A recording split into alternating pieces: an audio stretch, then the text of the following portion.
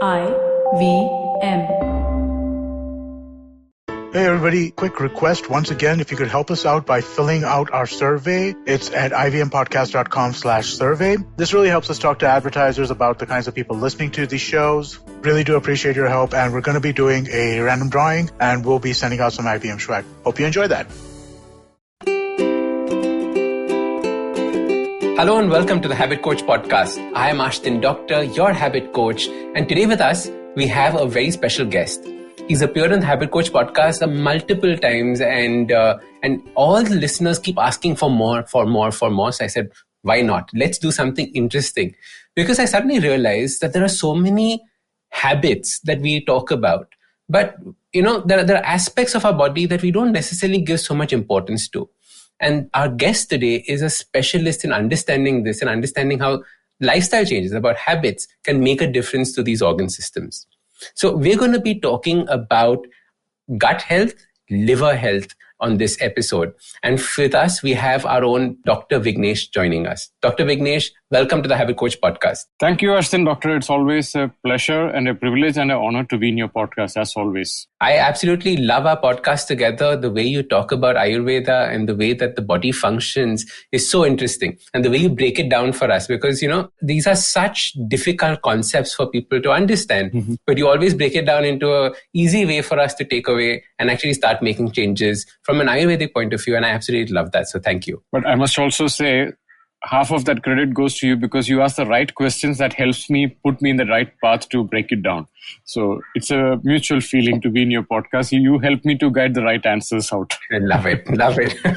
So Dr. Vignesh, this is such an important thing. We keep hearing people talking about gut health, and, gut health this, gut health that. There's so many products that are coming out. And very often, even some of my clients just say, Ashdin, help me with my gut health. And, it's such a broad, random thing that people, just throw around these days. But how should we actually start thinking about our gut? How should we start thinking about our liver? How should we start thinking about those organs so that, we can first understand what are the problems that are taking place in it, and then later understand how to supercharge it, becoming even better, even more tagra. So, Ashdin, see, in Ayurveda, it's the science of common sense. It was evolved at a time when we did not have endoscopy. Endoscopy is like, you put a camera inside and you understand. We didn't have so much of the investigations that we have like blood test or MRI. Everything was like with our five senses and a bit of intuition. They were trying to figure out what is happening. So they all learned from nature. Once they saw a dog is not keeping well, so the dog goes and eats some grass and the dog starts puking and suddenly the dog starts feeling really great. So that way we started incorporating. Maybe, we should also start doing something similar and see how humans are feeling. And then that has been documented. And then now we are seeing how it is going to be practical in our today's life. When it comes to gut, Ayurveda has a phonetic obsession with gut. There is a reason why we are so phonetically obsessed. Phonetic obsession is the right word because that's how you go to an Ayurvedic doctor. He may forget to ask you where you come from, what you do, what is your age, but he will definitely ask you, did you go to toilet? How is your digestion? Because that shows how the rest of your life is. And if your digestion is messed up, your life is also partially messed up. And that's also why we have this saying, I have this gut feeling. Why don't we call it kidney feelings or head feelings or heart feelings? We call it gut feeling, something there from the gut. Now, in Ayurveda, the word for gut is called as koshta. It's a Sanskrit word.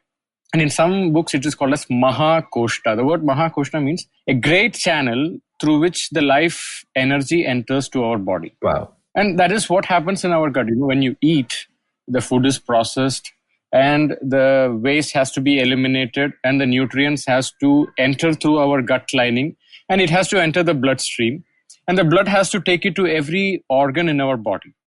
So this gut lining is like the immigration officer in our body. It's like the immigration checkpoint. That decides who should enter my country and who should not enter my territory. If they let in some terrorist, that can be harmful to my whole territory. So gut health is like our national security. If something goes wrong with the gut health, everything in our body can be compromised.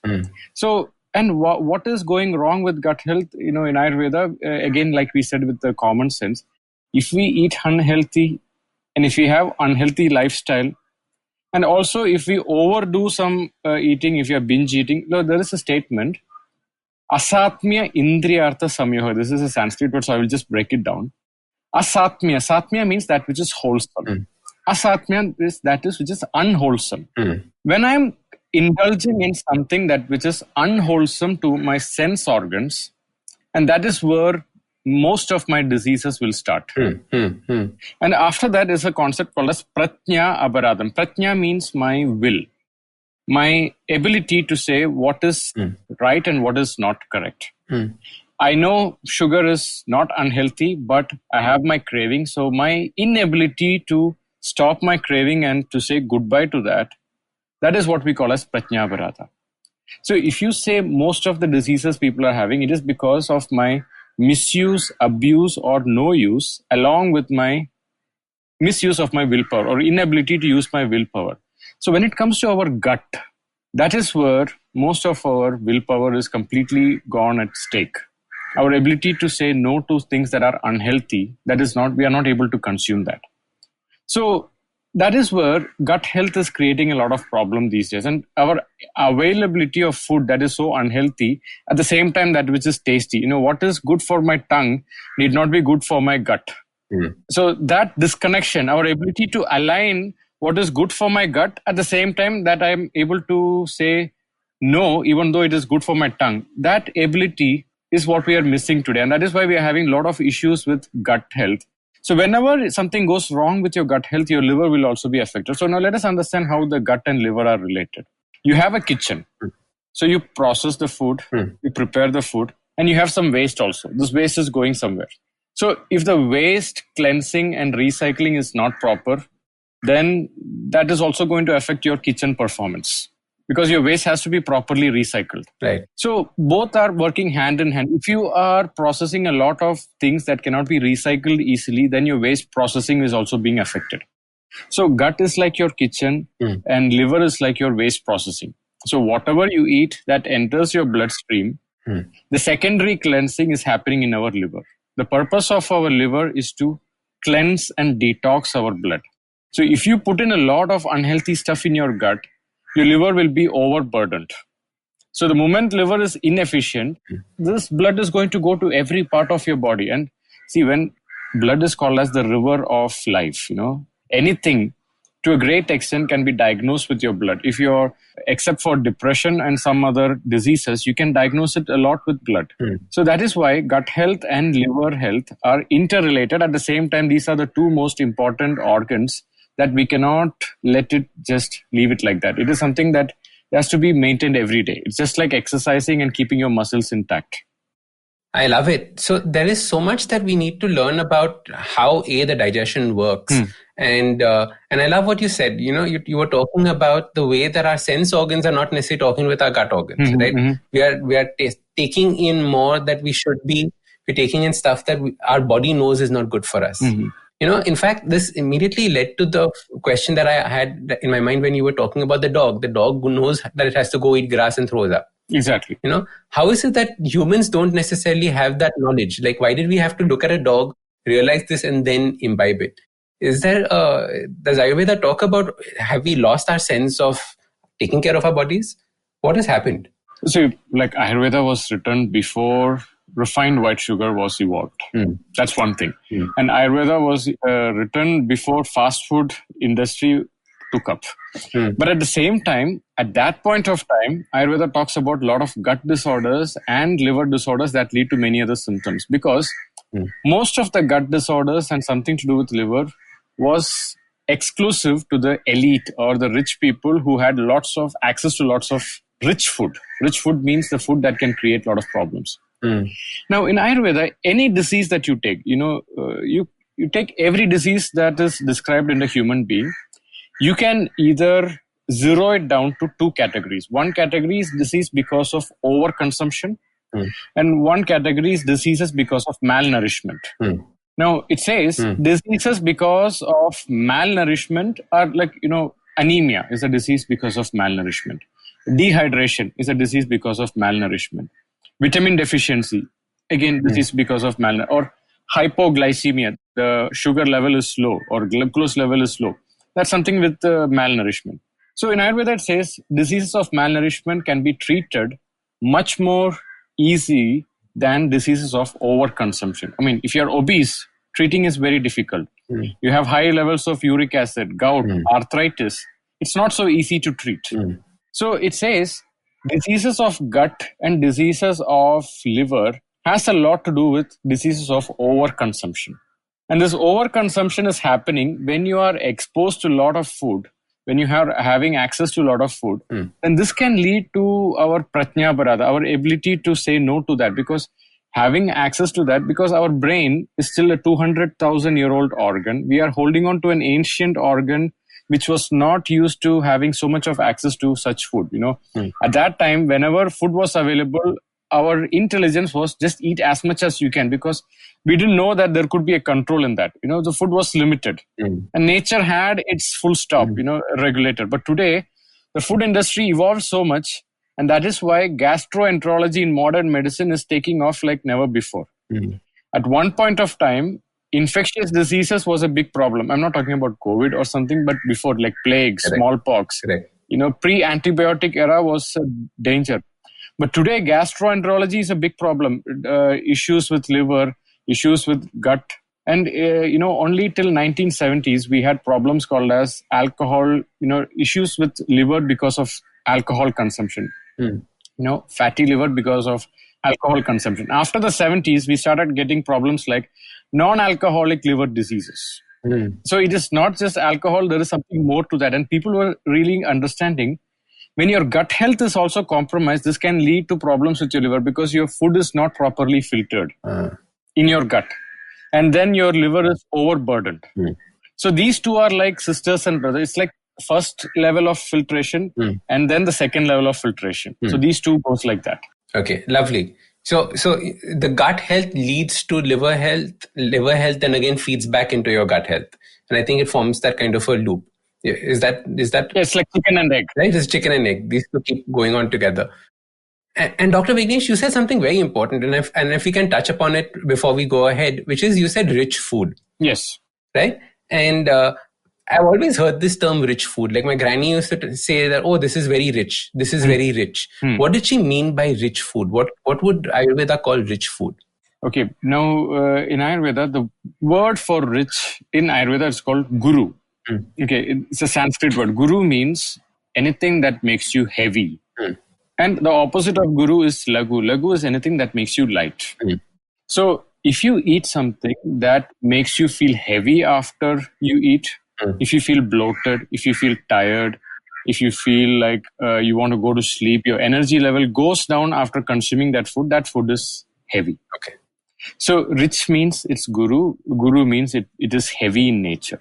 So the best way, instead of calling it rich, rich means it's also quite, maybe we should rephrase the word rich into heavy. Anything that creates heaviness in your body, that food makes your blood thick.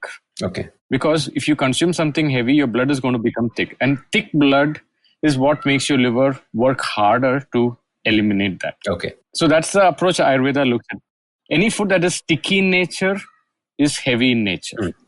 Are, for example, fats also heavy in nature? Like all your ghees and butters and all of those things? So we can call it two types. The fats that are too sticky and fats that are non-sticky. Okay. Every fat in general has an element of stickiness. But to what extent is the stickiness? Just to give you one example, after you cook food or after you eat your food, in your plate, if you need a lot more detergent to wash the plate, that is too sticky. And if you can just wash it with some water, that does not have it so much of sticky. Even though the gut is like moist, so it will not be sticking that much, but your gut has to overwork to make sure it is not sticking too much. Okay. So a lot of your energy is invested in making this sticky stuff to eliminate. See, elimination takes a lot of effort for the body to break it down. So if the food is sticking to your plate a lot, or if food is sticking to your heating pan a lot, that food you will need more energy to get rid of that. So that's one way to look at it. So fat, you have sticky fat and non-sticky fat. Ghee, to a great extent, is non-sticky in nature. But if you fry it, it becomes sticky in nature. So that's one way to look at it. Okay. So the fat can change form. So for example, when it starts oxidizing, it becomes stickier. That's one way of thinking about it. Exactly. Okay. Loving it. Super. So what are the things that people are doing right now? What are the kinds of gut issues that you're seeing with your patients that our listeners might be facing? Okay. When it comes to the issues with gut health and liver, the most powerful, people come and ask, do you have any medications to change the my gut and my liver? I'm having fatty liver or grade 2 or it lead to grade 3. And do you have anything for hangover? I have this habit of taking 2-3 pegs of whiskey at night and I need to protect my liver. Do you have some special herbs from Himalayas? Okay, all these herbs, it will help you a little bit. But the most powerful therapy to enhance your gut health and your liver health zeroes down to one single thing. It is called routine in life. Okay. There is nothing that can change your routine, because routine means what?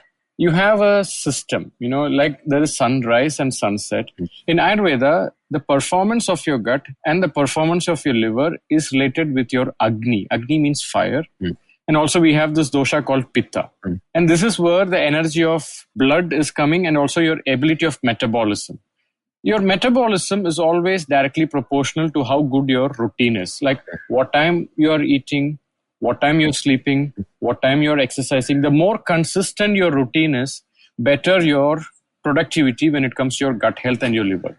And if you're always erratic, I'm eating meals in different times of the day, then it will start taking a toll. Maybe when you're young, your body can handle it for a long period. But as you age, like let's say you do it for 1 year, to a great extent, if you are having good genetics and if you lived quite healthy before, for some time it will handle. But after time, you'll start seeing your aging, your energy level goes down. And suddenly you'll start seeing, what happened to me? Do you need some medication? Then you start taking antacids. And then something goes wrong with your whole, and they say that your liver functions need to be checked. And sometimes the bilirubin results are not good. And your digestion is also taking a toll.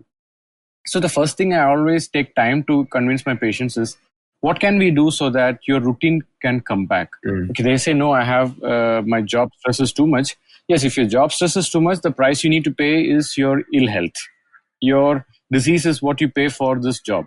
And then you ask this question, what's the point in making money if your health is not there? What's the point in having time and money, but if your health is not there? So we need to understand what are your priorities. So routine is so important, because once you keep a routine, your body's ability to digest will just pick up automatically. So we tell people, after you eat, make sure you are hungry for your next meal. So there's this question, people say, you should eat on time or you should eat when you're hungry. These are two questions people ask. But according to Ayurveda, your lifestyle should be in such a way that you follow a good routine. You should be hungry on time and then you eat on time.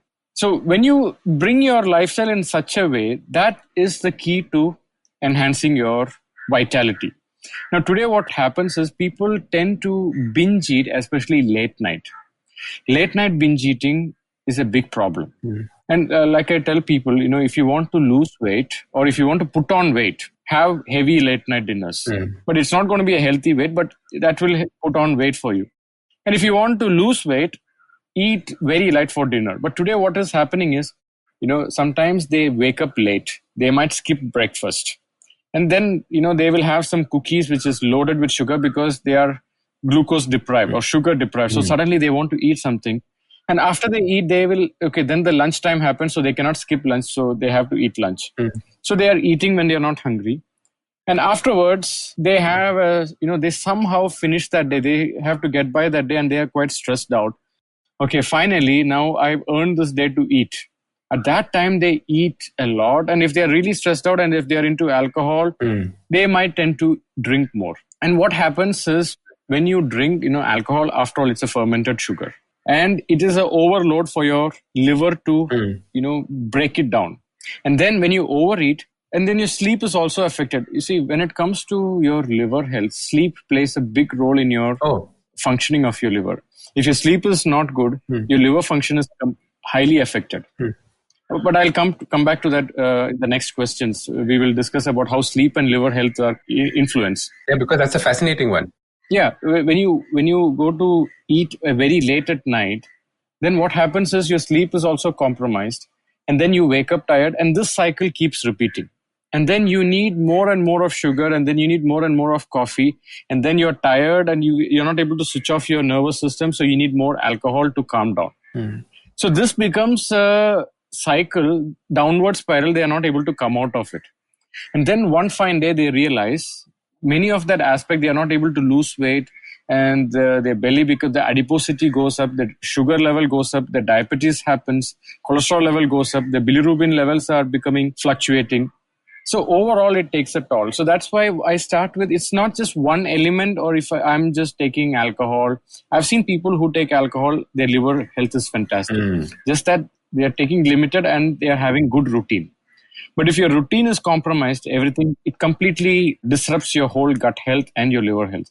But some people come and tell me, but Dr. Vignesh, I've seen, there are people who are also, taking very late night food, but they're having healthy things. Maybe they saw somebody doing it once or twice. If they are doing it regularly, for sure, no matter how healthy you are, you try having disruptive routine and eating late at night and having unhealthy, heavy food.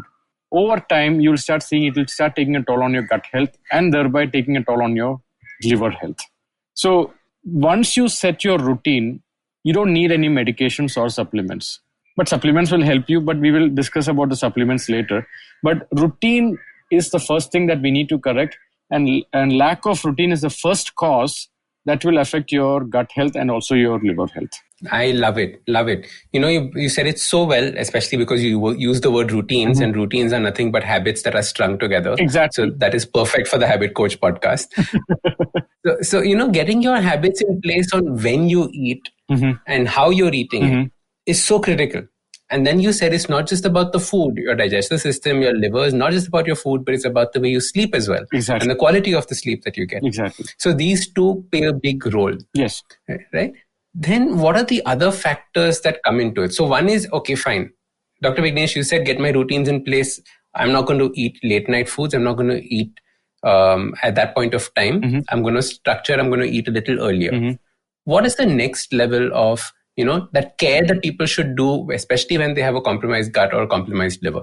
Okay, now let us understand some of the common gut disorders that we see today. I mean, I'm not talking about anything that is chronic or serious. Somebody who is having, one thing is they have bloating. After they eat, they feel bloated. Another one is, which is similar to they're having too much of gas. Another one is they have acid reflux. They feel like acidity coming back. Another one they see is they're having constipation. They're not able to poop. Or sometimes after they eat food, they want to immediately go to the toilet. Now, these are broad problems that you see when it comes to digestion. And some people have too much of cravings. They want to keep on eating a lot. And some people, they don't feel hunger at all. They don't feel hungry at all. Now, all of this, by correcting the routine, most of it can be solved. But when you consider acidity and acid reflux, that is because they are taking food where you need a lot of acid to not destroy. I mean, the best word is to disintegrate the food, to break it down. So when you are eating food that are heavy in nature, the body will have to release acid enzymes to break it down. Now, in fact, if you see the word Pepsi, like Coca-Cola, we have this Pepsi. Its origin is from an enzyme called pepsin. Okay. Now, pepsin is a acid medium enzyme that helps to break down sugar. Right. So it's like, when you have something sticky on your plate, what do? You put some detergent. So this detergent helps to break it down. Correct. The same is like most of the acid enzymes in our gut are something that is like working the same way like a detergent. Correct. Or your lipase, protease, all of those. Exactly. So in Ayurveda, we call it Pitta. Pitta is like something that is water and acid, water and fire. So when you eat a lot of heavy food, the body tends to increase its acidity. So this acidity also comes with another problem, that you feel bloated, you feel fermentation happens and you feel heavy in your stomach. That's why some people say after I eat food, even though food is something that we eat to get energy, but the reverse happens. After they eat food, they feel so tired, heavy and bloated, and they're not able to do anything. So this is because the choice of food that they make, either it is not easy to digest, either that is junk food, or either there is too much of gluten, or things like pizza. There is no nutrition, but you just feel full. The junk food concept. Correct. So when you overconsume that, and when you are not giving enough time to break it down, and immediately you have the next food, what happens is you are cramming that whole conveyor belt. And then it loses its intelligence. Then it just goes out of control. See, there is a time being. Once you put one thing, you let it finish, and then you put the next one. Correct. It's like, Ashdin, you always talk in your podcast about productivity. One of the ways to enhance your productivity is, reduce the number of tasks, just focus on one task. The same goes to our gut. So when you're consuming, if you consume a lot of stuff, it is not like, you put whatever you want inside your gut, it will just process it. It's like, you have waste segregation. Segregation is happening everywhere. You don't put your white shirt and black shirt together in one place. You have many different things. And only after the washing is over, you put the next one. Correct. Same way, once you eat something, wait for the hunger to come back. And then you eat your next level. And then practice this for a few days and then see what changes happens. Now, when we talk about this, heavy food has to stop. And the next thing is, if you're eating too many spicy food, that can also affect this. Spicy food is not so good for your gut health and also for your liver. And then if you're mixing it with cold beverages, cold beverage is not something that it will block the entry of pores. It will clog you up. When you have a cut, what is the best thing that we do? We put it in ice or we put it in a cold water, so it helps to heal fast. Because cold clogs the channel so that we don't lose blood. Same way, when you drink something cold, it blocks the gut lining, which means our food nutrition is not entering our bloodstream. So some of the things, one is routine. Afterwards, it is avoid heavy food. Second thing, eliminate cold beverages and eliminate junk food, which is not having any nutrition. And doctor, you spoke about the spicy one. Yes. Just spend a little bit more time on spicy, because I know there are lots of listeners who will be shocked at the thought of that spice food not being good for them. Right? So why is spicy food and affecting us? Okay, spicy food means, the word spicy means it creates heat. Okay. After you eat, you could feel sweat, a mild sweat happening in your body. Sometimes it is healthy if you live in a cold climate, or sometimes, one of the states in our country, Andhra Pradesh, even though it is hot, people still eat it because their body can handle that, because they live in a hot climate. So, but if you're having acidity, if you're having hemorrhoids, if you're having bleeding per rectum, then spicy food will make it worse. Yes. Because acid is the medium that helps to disintegrate heavy food. And on top of that, if you put spicy food, it's like putting more petrol and kerosene on the already existing fire. This will only make it worse. Interesting. It's not that you should not take spicy food. If you are having issues with acid reflux, acidity, and if you're having issues with your liver, then spicy food is a no thing. That will make things worse. Interesting.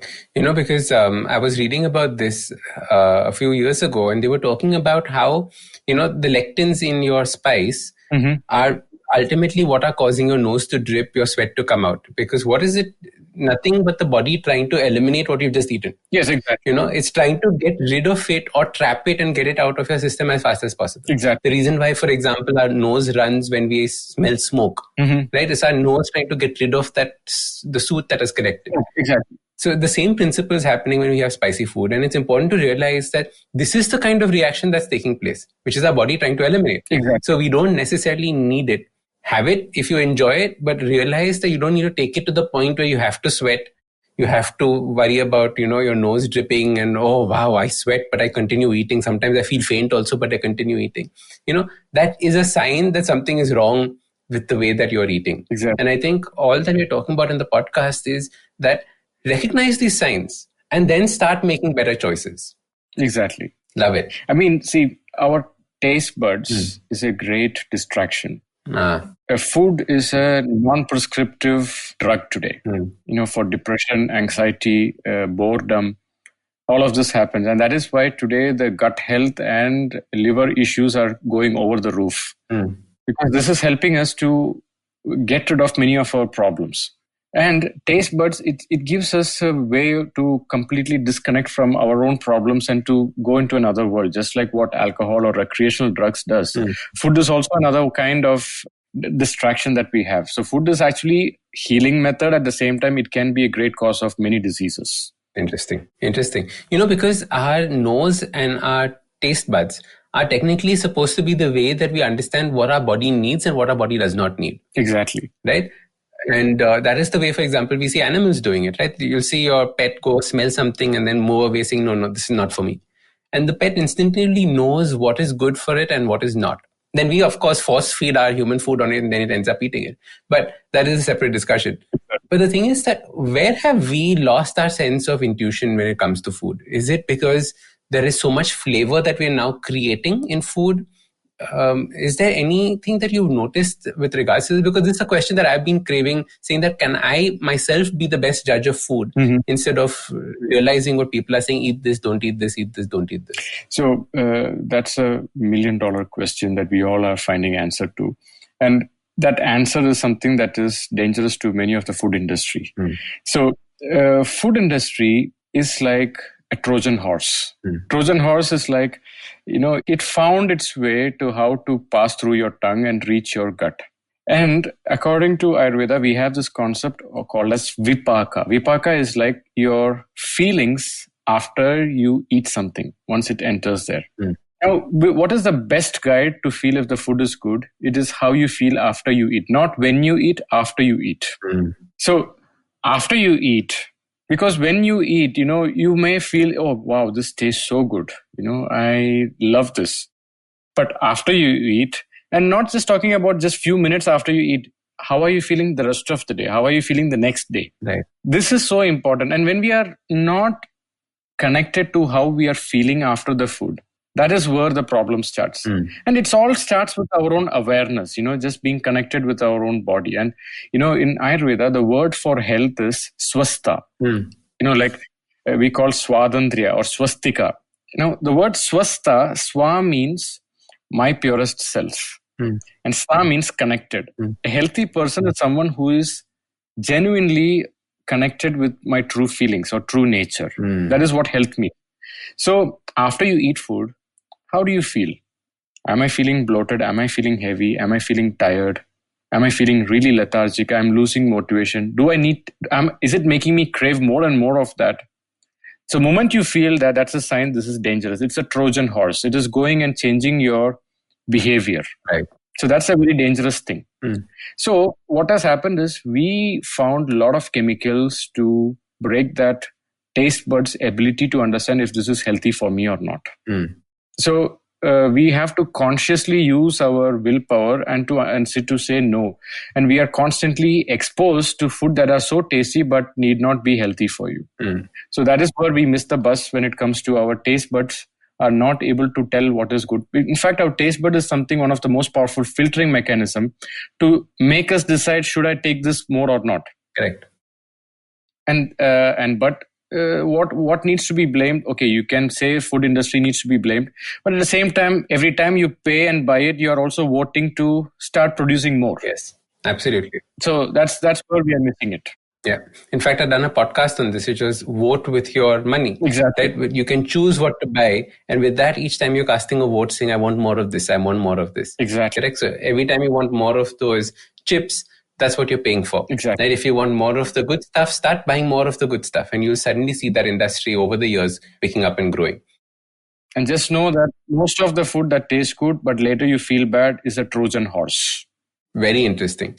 So is there a habit that we can ask people to do, for example, like how am I feeling after I've eaten this? Okay. Do people actually, can people actually tell? And what are the things that they should be looking for? Normally when you ask someone how are they feeling, okay. That's the most common answer. So as a person, what should you look for? Okay, one thing that I tell people, for me, I have the luxury of having patients in my observation because they come for treatment for like 2-3 weeks. So correct. I put them on a diet and I observe them every day and track their progress. After the COVID, your life is on Zoom and you try to do that. So one thing that I started finding is I ask them to track their food, just like you track your expense. You track many things. I ask them to track what are they eating and how do they feel. just be so obsessed with your tracking. Like, what are you eating and how do you feel? So they can start relating so many aspects, and slowly they are able to eliminate. See, today, in ancient times, in order to improve your health, you need to add more. But today's life, after the food evolution has happened, in order to enhance your health, you have to eliminate most of the stuff that is going inside you. Correct. So tracking what you're eating and see how you're feeling is a great way to connect with your own self and also to understand your relationship with your food. Love it. But even though we are actually diverting the topic from liver health, gut health to food, but this is where the gut and liver health gets compromised. Yes. This is the root cause of this. And you're so rightly put about this.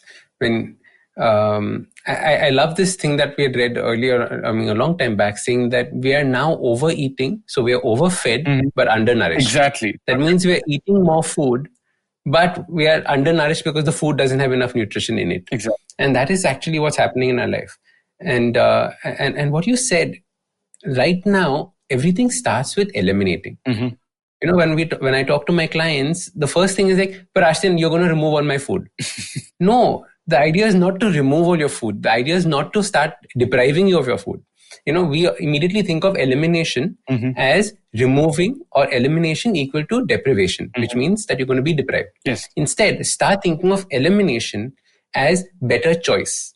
So don't think of cut this out, but think of instead. Exactly. Right? So instead of thinking of no more eating this, say instead of eating this, eat this.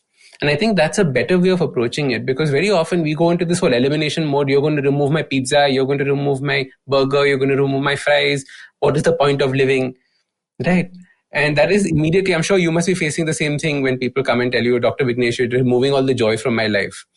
But the thing is that start thinking about what it is that you're doing. You're adding your life back. If you can start making a better choice with these things. Like how you say, instead of eliminating, you're substituting. That's a fantastic approach. And along with that, sometimes patients will come with skin disease. Okay. According to Ayurveda, your skin is a mirror of your blood. Okay. And when your blood is toxic, your liver is overworked, overburdened, and it becomes under-efficient. And to understand liver is such a fantastic, miraculous, the word nothing better than miracle can be used for liver. Even a lot of the liver goes damaged, but if you still have a little percentage of liver left, it will still renew itself and get back to its normal functions. Correct. That's the power of liver. And whenever you see somebody with skin disease, one of the things is the liver is not functioning well because the toxins are not able to be processed out. So it is holding on to it, and still it is there in the body, and there where the skin will start showing it up. Because skin is, after all, the largest organ in our body, and it is always a result of what is happening inside. It is not something from outside. So this patient who came, they love cheese, they love donuts. The kind of sugar that they eat, it's like as if they are having a sugar factory. And on top of that, they cannot get rid of that. So I say that, okay, now their skin health is so affected that their even self-confidence is compromised. They're not able to handle that. So one question I ask is, if you want to get rid of that, you have to eliminate some of these food. And when I use the word eliminate, suddenly they're like, tears started coming, and how am I going to deal with that? You're going to get rid of this, and they're like, I'm ready to change the doctor, but no one should tell me to get rid of that. My best friend, right? You asked him to remove the best friend. Exactly. So I asked them, you can do that, but my life is going to be so hard without these food. Then I tell them, but your life is already hard with the skin disease. Correct. So which hardness do you want to handle? Is it the hardness of getting rid of this food, or the hardness of living with the skin disease? Very important. So at that point of time, both are hard, but which hardness would you want to choose? Both are difficult. Which difficulty you want to choose? So then, the mindset needs to change. Good liver function and a good gut means you have to settle for a boring food and boring routine. But that gives such a fantastic feel-good factor that you cannot purchase it by money. That is something only a routine and healthy food can give you. But it will sound boring, but you will be so healthy in your late ages when all the other people are depending on many of the prescription drugs. Yes. So that's the understanding that we need to think long term, not for that instant gratification. So falling in love with that boring routine, falling in love with that food that need not excite you so much, that is one of the important steps to get back to your good gut health and your liver health. Dr. Vignesh, I want to talk about two things at this point of time, because I think it's important for us to share stories. And this happened during this whole lockdown. So for 6 months, we've been not going out for food. Everything has been home cooked. So my parents and I became obsessive about how we should be eating, right? So we would have our meals by 7 o'clock, finish it earlier. Earlier on, it used to be 9. We got it down, and we started becoming proper about these things. Alcohol went out the window because nobody to drink with, right? So as a result, what happened was that this cleanliness started taking place. We were all feeling very energetic. We were doing so much. Then for, I think, about a week, we went out and we were staying with another family. And in that process, the dinners became later. Alcohol got introduced. And we were feeling so miserable within those 7 days, right? I would wake up in the morning and like, no way am I going to the gym. No way am I going to be doing this. I could see that lethargy settle in because it had been eliminated for those 6 months. So while you are talking about you will be feeling healthier later on in life, and most people can't visualize their old age being bad, right? In any case. If you eliminate for 1 month, 1.5 months, and then reintroduce, you will then realize just how bad you're feeling. Exactly. Because right now you can't understand how good you can feel. So then how can you understand how bad you can feel? So try this out, whatever Dr. Vignesh is talking about, for a month and a half. Start getting a routine in place. Start eliminating the rich food. Start eliminating alcohol. Okay? Eat sensibly. And you will see, once you enter it back in, just have 1 meal or 2 meals, and you will see a dramatic difference in the way that you feel. And that is the best judge of how these kind of foods affect you. Exactly. No? Now, one example that I give, Ashdin, is, when you have a itchy skin, itching is the greatest pleasure. Correct. You don't understand how fantastic it feels to have a healthy skin, because there is no entertainment of that itching, Same way, when you eat these unhealthy food that is exciting your taste buds and your feel good factor, you forget about the reference point of what it means to be healthy. But once you reach that state, what it means to be healthy, wow, that feeling, you want to preserve that. I don't want to go back to my other habits. So I want to protect this energy that I'm having that. Yes. So what I always, put them is, just do that. You've been trying this for such a long time. Let's just, imagine like it's a sacrifice that you're doing. Some people take like spiritual sacrifices for these many days. I'm going to do that. I'm going to give up on alcohol, or I'm going to give up salt for this much time. I'm not going to take onion or garlic for this much time. Same way, bring in routine for your life that I'm going to eat on this much time. Just like how people are praying to God, sometimes they are obsessed that this is the time that I have to connect with God. Same way, connect with your food on that time, and connect with your sleep at that time, and then see what happens. Lovely. Take it on as a challenge. Just see it as your vrat, or those kind of things, exactly. and see how you can feel. Exactly. Dr. Vignesh, how can people also come and consult with you? Now everything is online, so people can obviously consult with you easily. How should people be doing this? First, check the website sitaramretreat.com or vigneshdevraj.com. So we are having a fantastic discussion with Dr. Vignesh on gut health and liver health. And in our next podcast, we're going to continue this conversation because it was a very long discussion that we had. In the next podcast, we're talking about the 5 habits that you can start working on towards getting your liver health and gut health in check. The first podcast, we wanted to keep on understanding how all of these work, how these systems work. So don't forget to join us for the next episode. If you like this podcast, don't forget to check out other interesting podcasts on the IVM network. You can listen to us on the IVM Podcast app or ivmpodcast.com. You can also follow us on social media. We are at IVM Podcasts on Twitter and Instagram. If you want to reach out to me, I am Ashdin Doc on Twitter and Instagram. You can find lots more information on my website, awesome180.com, or check out different content on my YouTube channel called AWESOME180. That's Awesome 180. I hope you enjoyed that show. If you aren't following us on social media, please do. We're IVM Podcast on Twitter, Facebook, and Instagram. Once again, just a quick reminder, please do help us out by filling out our survey. It's at ivmpodcast.com/survey. It really does help us figure out who's listening and, what are the characteristics that we can go and push to advertisers. That is massively helpful to us. Please, please, please do help out with that. So, on the network this week, let me start with a quick milestone. It's the 100th episode of Begin the Journey with Ashish Vidyarthi. Congratulations to Ashish and the team. Great show. If you're not listening to it, he talks to you about just how to approach life. It's just very, very cool stuff. Do check this out. Want to mention the note with Maruk Inayat. She talks about why petrol prices are so high. On the Wired Talk, Siddharth speaks with Harsh Mandar. On Advertising is Dead, Varun speaks to Kabir Biswas, the founder of Dunzo. They have a really interesting conversation about, what's the future of Dunzo and what they're thinking about. On the Traveling Professor's Diaries, check out Siddharth talk about the performance paradox. I found it really fascinating and interesting. I think that you guys will really get something out of listening to that. Please do give that a listen. And finally, let me mention Zindagi Diaries. It's Ragini Kumar's poetry podcast. The first week when it came out, we put out 5 poems first week. We put out another 5 poems this week, and the response has been phenomenal. Do check it out. It's in Hindi. It's a poetry podcast. Something a little different. Do give it a shot and let us know what you think. And with that, I hope to see you again next week.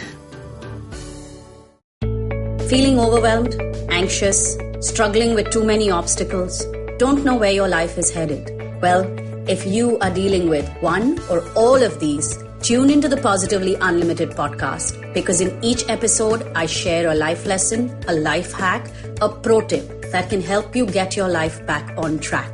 All episodes are available on the IBM website, IBM Podcast app, or wherever it is that you get your podcast from.